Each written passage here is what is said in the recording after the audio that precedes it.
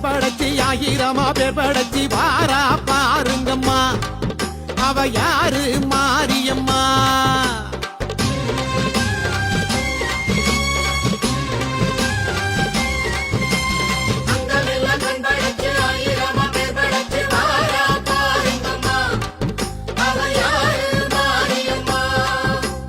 கண்ணபுரத்தா அவ என்ன படைச்சா